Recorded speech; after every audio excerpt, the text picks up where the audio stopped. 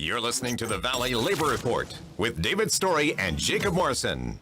We've been talking about the strike at Bath Iron Works in Maine by the Machinists Union Local S6 for quite a while, for a few weeks now. And they're back at work after winning concessions from the company. And we're bringing the interviews we did with two of the workers there.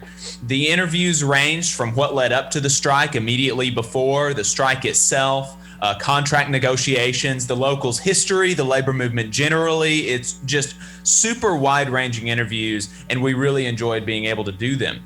This was the largest private sector strike in the country this year, with more than 4,300 workers walking off the job for 9 weeks. So we're really glad that we were able to get folks from that local to talk to us. It's such a big story in the labor movement.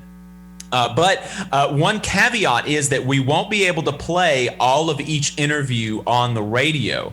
So what you're going to be listening to are highlights. These are pre-recorded interviews. If you'd like to listen to the whole interviews, then make sure you are subscribed to our YouTube channel, The Valley Labor Report on YouTube. The uncut interviews are going to be coming out and they're going to be on our podcasting apps over the next couple of weeks. But if you're a supporter on Patreon, that's patreon.com/The Valley Labor Report, then you're going to get access to the whole interviews a week early. So make sure that you're supporting us on Patreon if you think we're doing some good work, and make sure that you're subscribed to us on YouTube if you can't afford supporting us financially, and that's totally fine. If you'd like to chat with us about the strike after the interviews play, then give us a call at 1-866-494-9866. Without further ado, David, let's play our first interview with Levi from the Machinists Union Local S6. So my name's Levi Benner. I've been part of this local for 17 years. I've been a union rep for 4 or 5 now. I'm my trades representative. I was part of the strike committee. Sometimes I fill in for grievance committee. Department 50, which is structural fabricators. Just tell us about these contract negotiations. What can you tell us, like what led up to using the strike tool? That's kind of generally seen as kind of a last resort. So what was it that was so that led up to using that tool being necessary? In my opinion, the company we're negotiating with, they just tried to attack us from all angles. They didn't really entertain any of our proposals. Anytime they gave us a proposal and we, modify it and hand it back to them, they just kind of flick it back across the table and they're like, no, what we gave you is what we want. They wanted to attack our seniority and take that away from us. They wanted to give away a lot of our jobs to subcontractors from out of state. It really didn't have nothing to do with the wage increases. The offer was insulting in my opinion, but the reason we went on strike had nothing to do with that. It was mostly the seniority attacks and the subcontracting were the two big issues, and they didn't want to back off on it. And we have a very young membership at our local. We have a lot of new, younger guys, and that generation to me, that generation is looking for a reason to rebel, and the company gave it to them. So they grouped together and they said F that, and they voted to go on strike. We counted them out, but they surprised everybody. Apparently the company counted them out as well, and we're in the same situation at our local, where you've got a lot of old hands and a lot of new hands, and the company just makes that assumption a lot of times that the new hands are starving, they've got young families, they got a lot of payments going on, and they're going to be a yes vote one way or the other. But it sounds like they piss off enough people up there that... That's something that you run across a lot, like you were talking about, Levi.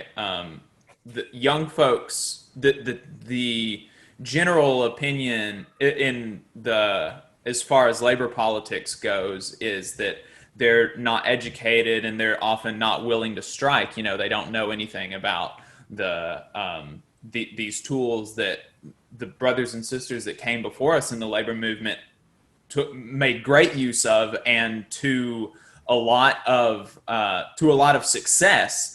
And apparently General Dynamics and even some of the old guard in your local thought that that's how it was going to be. That's how it was going to be at local S6. Do you think that the young folks at local S6, do you think they're just a particularly militant group of folks, or do you think that this may be illustrative of a greater shift in this younger generation of unionists? I feel like we've been struggling with the solidarity part of the union for a while here. We've been thinking about ways to strengthen it, and it's been talked about for a while. We haven't really taken any action towards it, and I think the company taking a jab at us like that, they built that for us like within one day, and we've been trying for a couple of years to do it. So, and they were looking for a reason to fight back, but we need to educate them as much as we can on why we did that. And I think a lot of them get it now, but you need to continue doing it. You know what I mean? Like we won this fight. In my opinion, we won, and we need to celebrate that, and we need to explain to these guys, what we just did. They should be proud of themselves, and everybody in the country is watching us. So all the other locals, they should be spreading that story too. Look what they did. They fought back and they won. Absolutely. Well, one of the things is that the best union organizer is a bad boss, right?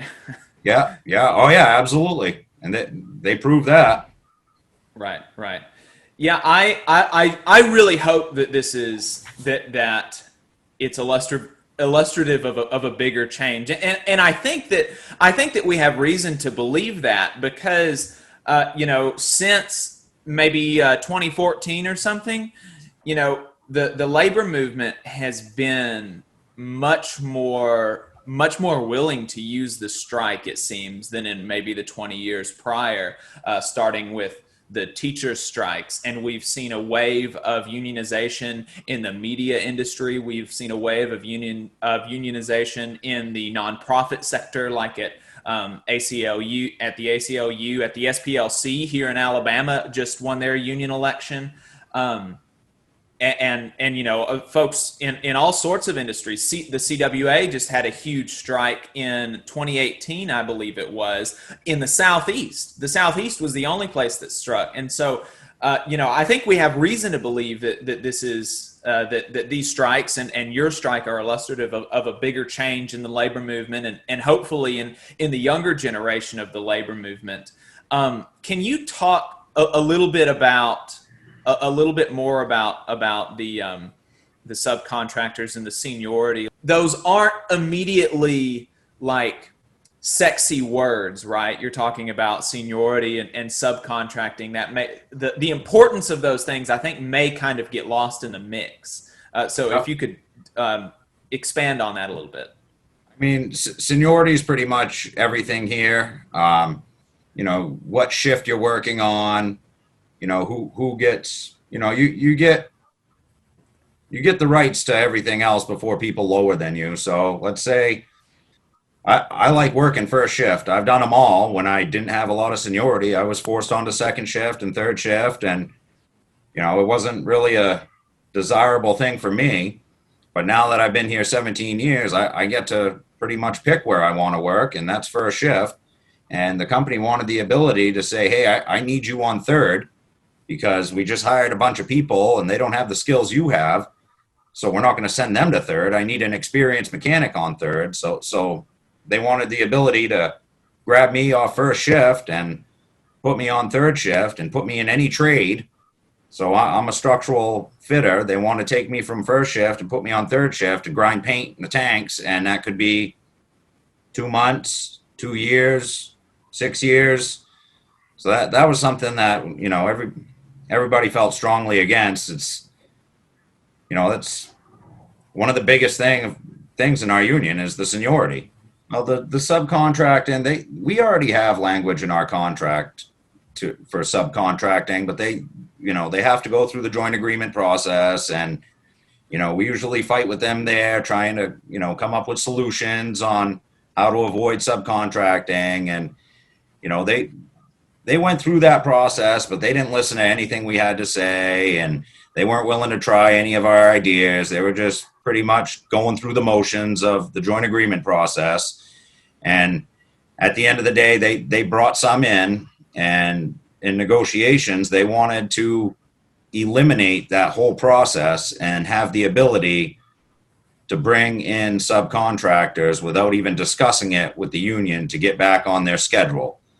But, they make the schedule. We don't make the fucking schedule. So they make the schedule. So they could just, all they'd have to do is say, well, we're behind schedule. So we're bringing up, 500 people from Alabama or Mississippi. And we're going to give them their own chunk of the ship to build. And, it would have taken away a lot of our work. And, they still have them here until the end of the year. And already it's not working out for them. We have some in here. They're allowed 10%, I believe it is, of the workforce to have subcontractors, and they've got them up here still till the end of the year, and that was part of the agreement to get us back on schedule. But I don't feel like it's working out for them. There's outfit from down south. I think it's called CTS. I don't know if it's Coastal Trade something. They pretty much go from place to place, as subcontractors, and they're up here screwing shit up already. They're putting stuff together, and we're coming in the next day and cutting it all apart. So the need for the subcontract, I understand what they're looking for, but I don't believe it would ever work out for them. These, they're not getting people that are used to the Navy specs that we have to follow, all the safety procedures and stuff like that. The Navy actually came and pulled their hot work permit while we were out on strike, because they're bringing these guys in and they don't know the procedure, and they're starting fires in the ship, and the Navy wasn't having it, and they pulled their permit, and they weren't allowed to do any hot work while we were out. And that's what we do is hot work. We're burning, we're welding. It's right. It's a big part of it. So when you go grab somebody that just jumps from place to place to place, they don't understand what we have to do. We have, a process to follow before we start burning, before we start welding. And, you might be able to tell them that when you onboard them, but there's so much shit that goes in one ear and out the other when you bring somebody on, and they're just trying to hurry up and get them in there working. So, right. They're not sending their best people. Our next interview is with John. He's also obviously another member of the Machinists Union Local S6 in Maine. But John has been a member of this local for 46 years. He was a member of this local before it was affiliated with the Machinists International Union, actually. So he, during his interview, we went really deep into some of this local's history, as well as some of the contemporary issues around the strike and during the strike, and some of the resolution of this strike. So definitely, obviously we can't release all of we're not going to be able to get to all of the audio here in this highlight section, but make sure that you're subscribed to our YouTube channel, or you're supporting us on Patreon if you would like. That way you can hear the entire interview, because it's got some really good stuff. I really enjoyed being able to listen to this good brother talk to us about some of this local's history and some just good advice for folks in the labor movement. So make sure you check that out. And here's the interview highlights with John. Well, my name's John Portella. I'm a 46-year member of this local union. I am local S6. I'm a sandblaster by trade. And I guess we can start there. Do you hold any offices in the union, or are you just a member? At the moment, I'm just a member of I shouldn't say just, I'm a member of the legislative committee, but I've held a number of positions over the years. Okay. That's fantastic. 46 years in one local. That's amazing. Yeah.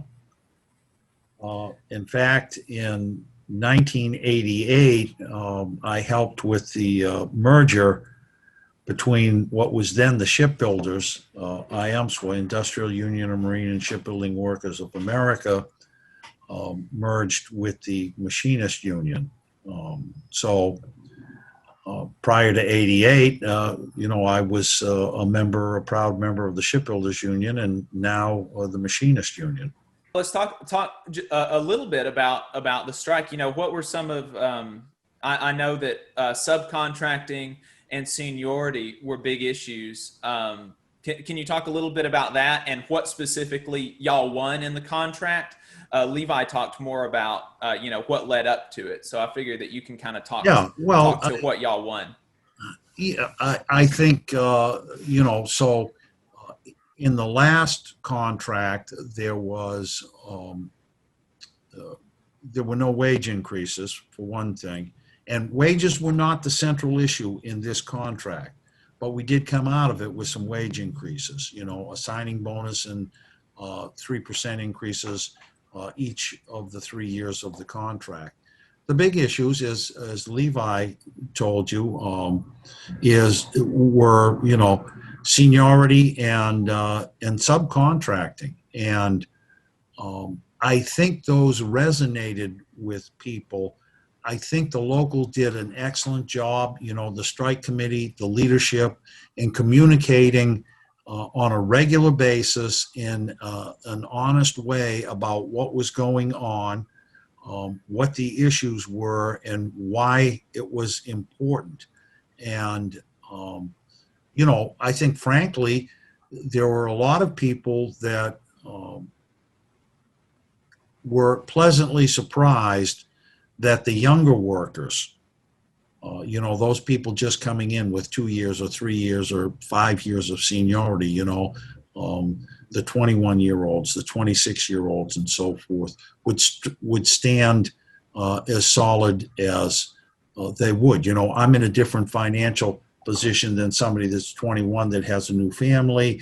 They're just buying a house and so forth. So the pressure points are different for those different generations.